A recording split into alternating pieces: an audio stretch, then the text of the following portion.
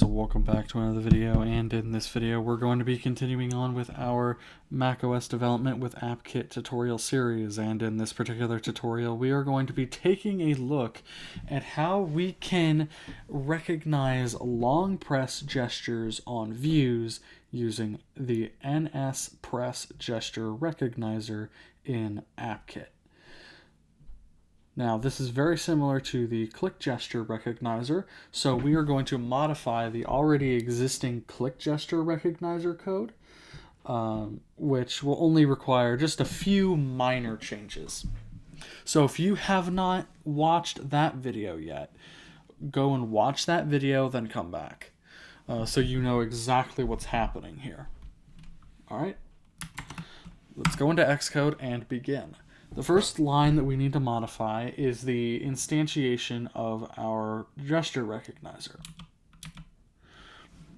So instead of let click gesture, we want press gesture.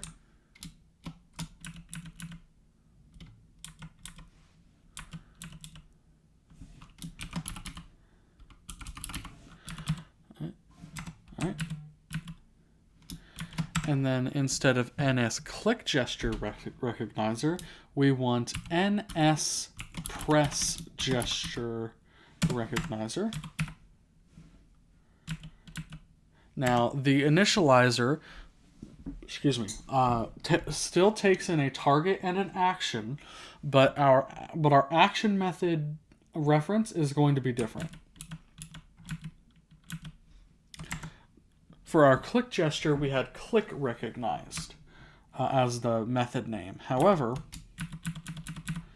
we want press recognized because we're not detecting a click, we're detecting a long press. All right. Next, we need to get rid of the number of clicks required property. And we'll modify that to be press gesture dot minimum press duration. Now, minimum press duration is the amount of time in seconds that we need to hold down our press for the gesture to be recognized. Now, I'm going to set this to 1.5. So it'll be 1.5 seconds that we need to hold it down to recognize the gesture. All right.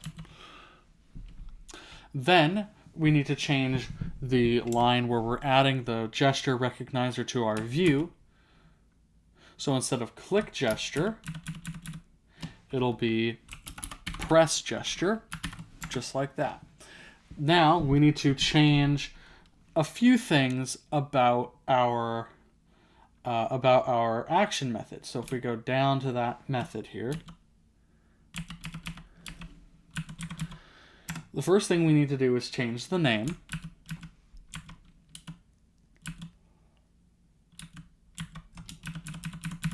It's from click recognized to press recognized.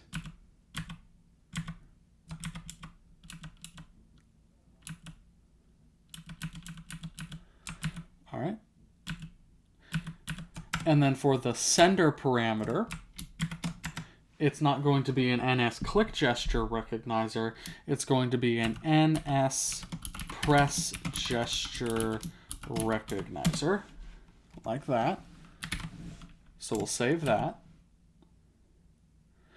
And there we go. Now, if you're not familiar with what we're doing in the action method, all we're doing is we're basically guarding against whether or not our gesture recognizer has a view associated with it. If it doesn't, then we return. We do nothing. Because we need a view to do what we want to do. And then if there is a view, all we're doing is we are setting the background color of our view to a random color that I have in my array of colors in my constants file. And that's it. that's all we need to modify. So let's go ahead and run the code.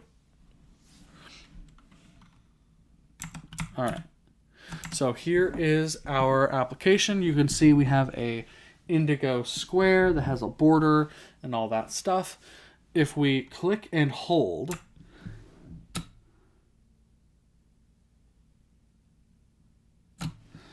the color does change. Click and hold, it'll change. Click and hold again, it'll change. Click and hold, it'll change. Okay?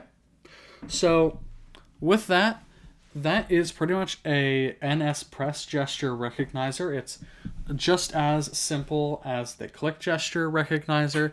It's just how the gesture is performed is different than the click gesture. All right, thank you all so very much for watching, and we'll see you in the next video.